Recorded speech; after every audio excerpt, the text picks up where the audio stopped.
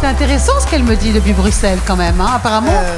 Et c'est intéressant. Il y a une Mais véritable ça volonté, une agilité, une flexibilité, même si c'est qu'une réflexion pour l'instant. Mais je vais vous surprendre, je ne crois pas beaucoup que ce soit Madame le commissaire ou les personnes qui sont passées avant. Donc, si je retiens Pourquoi vous y croyez pas, Moed? Ben, c'est ce que je veux vous dire. C'est que si je les écoute, en fait, le vrai problème qu'ils ont, c'est l'organisation de l'Europe. Mais l'Europe existe depuis peu de temps, sur l'échelle de l'histoire de l'Europe. Oui, on va dire que c'est une crise d'adolescence. Mais on a existé avant l'Europe, et pourquoi on n'existe plus après l'Europe ou pendant l'Europe? Je veux dire, cette construction européenne prendra beaucoup de temps. L'Amérique, par exemple, ne s'est pas faite en 3 jours. Ça a pris beaucoup de décennies, voire un siècle, pour se faire. Donc, cette impression de dire le chef d'entreprise ne peut rien faire sans que l'Europe fasse quelque chose, c'est ce que je retiens de la discussion de l'avocat qui était là, pardon, je ne me rappelle plus de son nom, et des industriels qui l'ont accompagné. Okay. Je dis, vous, chef d'entreprise, vous avez des moyens et vous avez des solutions pour régler ce problème-là. Oui, mais quand même, qu'est-ce que vous pouvez conseiller? Je rappelle que Altrad, c'est présent dans 55 pays, 5 continents, plus de 100 pays d'intervention. Vous continuez de croître justement en faisant des croissances externes. Vous fonctionnez par mode, c'est presque une ruche finalement qui grandit. Quel conseil vous pouvez donner dans cette conjoncture qui est trépidante? Écoutez, je crois que vous m'avez invité pour que je vous explique le secret d'Altrad. Évidemment, parce qu'on est là pour se donner des conseils. Absolument. Altrad est parti de rien. Il y a 40 ans, j'ai créé cette société qui avait pour vocation d'acheter les actifs d'une société d'échafaudage qui était en faillite. Avec quelqu'un qui vient du monde de l'informatique, ce que j'étais, et il fallait qu'ils injectent ces petites économies en tant que salariés dans une autre société pour créer le groupe Altrad qui existe aujourd'hui, que vous connaissez, peut-être pas tout le monde. Altrad aujourd'hui, c'est 6 milliards d'euros de chiffre d'affaires, c'est 65 000 personnes dans le monde, c'est dans 100 pays. Okay. Donc c'est un groupe qui s'est fait indépendamment de l'Europe. Et comment c'est fait? Quels sont les critères, ce qu'on appelle les KPI, les Key Performance Indicators? Eh bien, il s'est fait tout seul, oui, bien sûr, dans le cadre de l'Europe. Et les critères, si vous voulez, ils sont 3. 1, diversification géographique. Diversification culturelle, ça peut vous surprendre pour un industriel qui parle de culture, mais c'est aussi diversification de produits. Partant de l'échafaudage, qui est un produit banal, qui malgré tout sert à la vie, et sans l'échafaudage, on ne peut pas faire des structures comme les structures qu'on a ici, vous voyez. Donc aujourd'hui, Altrad, la partie échafaudage, sur les 6 milliards d'euros de chiffre d'affaires, ça représente 10% à peu près de chiffre d'affaires. Qu'est-ce que Altrad fait aujourd'hui? On participe, on est un acteur majeur dans l'industrie nucléaire, dans l'industrie militaire, dans le oil and gas, le pétrole et gaz, et dans la construction de l'énergie renouvelable. Donc on fait tout ça. Donc on s'est fait. D'abord, il faut compter sur soi-même, mais c'est aussi travailler avec les autres, faire ce qu'on appelle la coopération et non pas la collaboration. Okay? La coopération, c'est que je compte sur vous, vous comptez sur moi, on travaille ensemble, il n'y a pas de conflit d'intérêts. Mais c'est aussi pour faire des grands groupes, il faut que vous ayez des valeurs.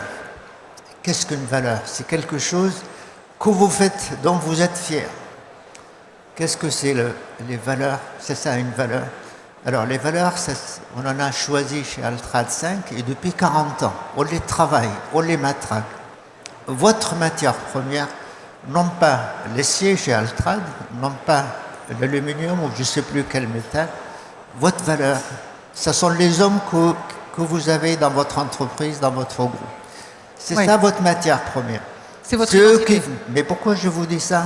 Parce que c'est l'homme qui fabrique le produit et non pas le produit qui fabrique l'homme. Lorsque j'entends parler, je fabrique ceci, je fabrique cela, et je vois à aucun moment une mention qui flatte l'homme, qui l'encourage, qui le motive, ben ça me gêne, vous comprenez? Oui. Donc on a escamoté une étape qui est avant le produit, qui s'appelle l'homme. L'homme fait le produit, et non pas le contraire. Donc l'homme fait le produit se diversifie, la productivité aussi, vous ciblez d'autres pays, vous vous étalez de manière tentaculaire, mais il y a des crises aussi. Comment vous avez subi par exemple la crise de 2008? Mais pour échapper à l'Europe, si vous voulez, donc. C'est pour ça que je parle de crise. Il y avait cette volonté de se diversifier en termes de produits, c'est-à-dire partant d'un produit banal, vous arrivez à l'industrie nucléaire et à l'industrie militaire, telle que les sous-marins nucléaires. Il y a un pas, vous comprenez? Mais c'est aussi cette diversification géographique. Altrad, très vite, dès le départ, il a compris qu'il faut aller en Espagne, en Italie, mais en Allemagne, mais partout. Aujourd'hui, on est dans 100 pays. Oui. Vous avez, et c'est ça le troisième levier qui s'appelle la culture. Oui. Lorsque vous allez en Allemagne, mais il ne faut pas envoyer comme patron d'une filiale en français qui avait habité en Allemagne, parce que vous créez un problème immédiat qui est la différence culturelle. L'allemand, je ne suis pas sûr qu'il accepte un dirigeant français et inversement, vous comprenez? Donc ça s'arrange, heureusement, parce que le monde est devenu complètement ouvert, mais petit à petit, il y a quand même encore Donc l'agilité, des blocages. l'adaptation, la flexibilité. Mais comment on traverse les crises dans des groupes aussi diversifiés et aussi grands? Comment vous traversez les crises mondiales par exemple? Mais c'est plutôt, non pas un inconvénient, comme je comprends à peu près, si je comprends bien ce que vous dites, c'est plutôt un avantage. Lorsque vous êtes en Europe, l'Europe aujourd'hui, ce n'est pas une Europe unie.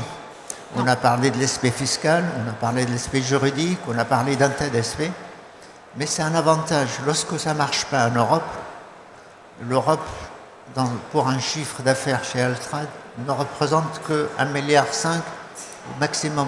Pour vous, le continent européen, c'est 1,5 milliard sur les 6 milliards? Peut-être un peu plus, je ne connais pas les chiffres exacts. Pas énorme. On pourra vous les communiquer par la suite si vous le souhaitez, si ça vous intéresse. Mais vous pouvez compenser ça ailleurs. L'Australie, c'est un développement. Le Canada, c'est un développement. Je ne sais pas, l'Asie, c'est un développement. Et puis, vous compensez les plus ou le moins et vous consolidez ça.